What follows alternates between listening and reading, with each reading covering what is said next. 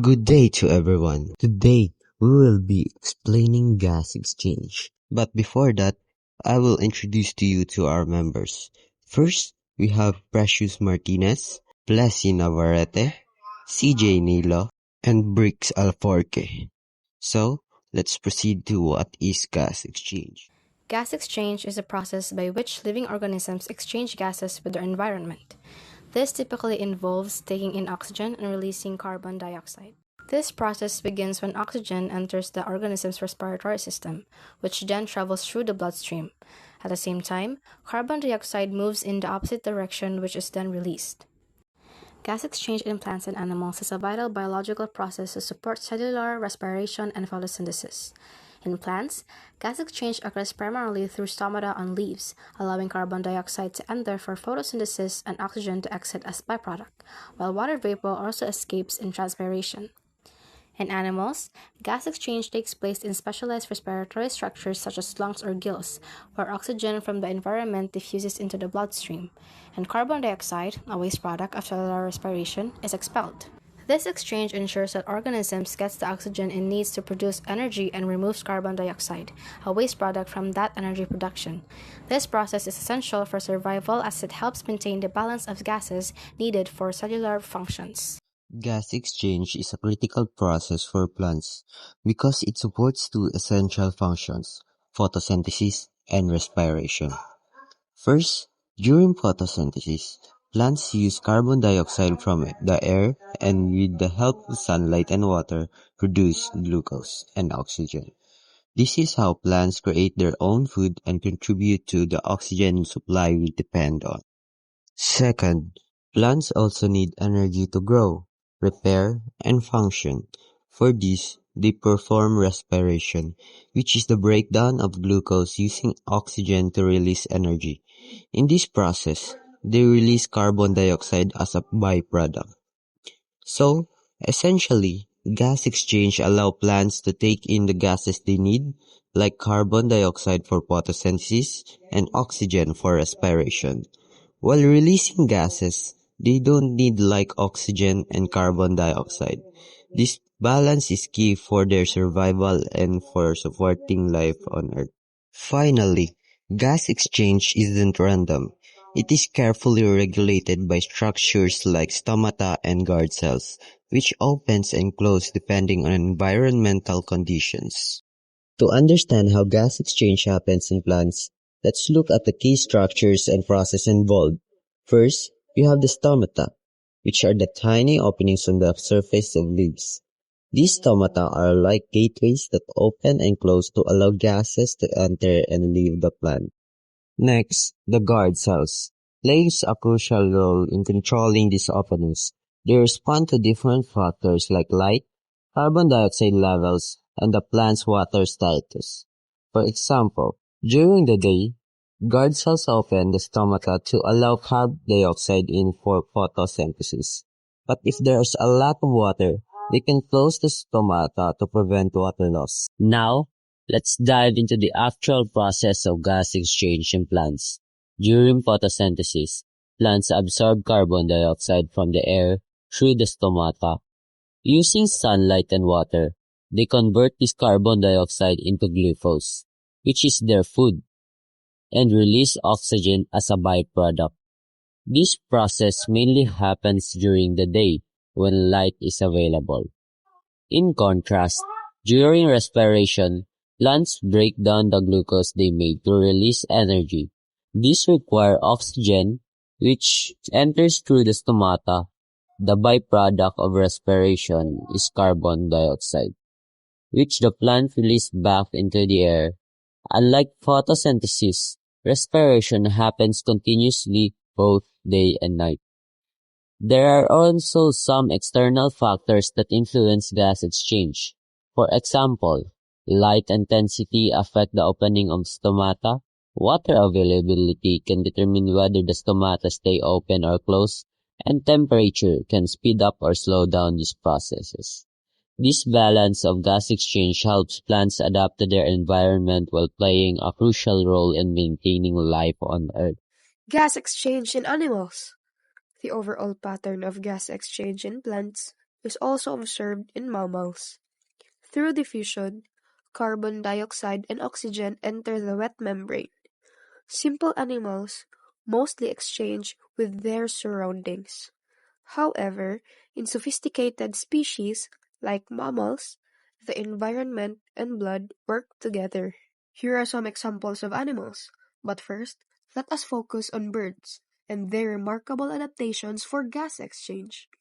Birds like hawks, pigeons, and sparrows have highly efficient respiratory systems. Their lungs and air sacs work together to ensure a continuous flow of oxygen, even during flight. This unique system allows them to thrive in diverse environments, from high-altitude skies to dense forests. The respiratory system of birds is complex and efficient. It consists of trachea, air sacs, which we have abdominal sac, cervical sac, interclavicular sac, posterior sac, anterior thoracic sac, and lastly, we have lungs. Birds uses air sacs and lungs to exchange gases. The trachea passes air to the anterior air sacs, which passes to the lungs and then posterior air sacs, and then back out of the body. Air actually circulates rather than in and out. Now, let us look at fish and their fascinating gas exchange systems. We have fish like salmon, goldfish, and sharks rely on gills to extract oxygen from water. As water flows over the gill filaments, oxygen is absorbed into the blood through a process called countercurrent exchange, maximizing efficiency. This adaptation allows fish to thrive in aquatic environments, from freshwater streams to deep oceans. Fish do not have lungs. Instead, they breathe dissolved oxygen through their gills. Gills are analogous to mammalian lungs and function as the primary respiratory organ.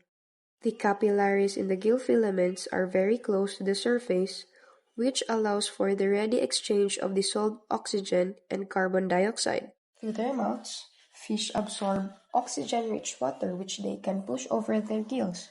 The blood in the capillary network absorbs dissolved oxygen as water passes over the gill filaments. The circulatory system then absorbs carbon dioxide, which is expelled from the body through gills and delivers oxygen to all bodily tissues and ultimately to the cells. Once water has passed the gills, it leaves the fish's body either through the operculum, which is a flap that covers and shields the gills, and is typically seen in bony fish, or through apertures in the throat sides. Note, gas exchange is important to animals because it enables them to take in oxygen and expel carbon dioxide. A waste product of respiration, gas exchange is an essential activity for animals. Since we're already done discussing about gas exchange of animals and plants, now I am going to tell you how they differ from each other in terms of gas exchange. We all know that all organisms grow differently because of their own habitat. By reason of their different environment and demands, plants and animals have different structures and mechanisms for gas exchange. Now, I am going to tell you about all their differences by terms. So first I'm going to discuss by their difference in terms of structure. So plants exchanges gas mainly in stomata. This is the opening that can be found in the leaves. General surface of roots and lenticles. Animals performs gas exchange through their animal parts like gills in fishes, lungs in mammals, and trachea in insects. We also have the skin in amphibians. After discussing their difference in terms of structure, we are going to move on their difference in terms of exchange of gases or gas exchange. So in plants, carbon dioxide is exchanged by plants. Carbon dioxide as well as oxygen. Plants take in carbon dioxide for release and daytime photosynthesis. They primarily breathe at night, taking in zero and exhaling carbon dioxide, wherein mostly animals exchange oxygen, carbon dioxide is released as a waste product, and oxygen for cellular respiration. In short, their poop, or what we call waste, is their process of releasing carbon dioxide. Now let's move on to the next term, which is the in terms of process. In plants, gas exchange takes place by diffusion, mostly in stomata. Since gases penetrate into the cells directly, a circulatory system is not necessary. While animals, diffusion across moist respiratory surfaces facilitates gas exchange, but a circulatory system such as blood helps move gases in and out of cells. And lastly, in terms of adapting to their environment, for plants designed to exchange gases in the air, their stomata are controlled to allow gas exchange while conserving water. In animals, environment adaptations differ depending on the environment. For instance, is terrestrial animals utilizes lungs or trachea, while aquatic creatures uses gills. So that is all the explanation for gas exchange between plants and animals. I hope you guys enjoyed watching. That is all. Thanks for watching.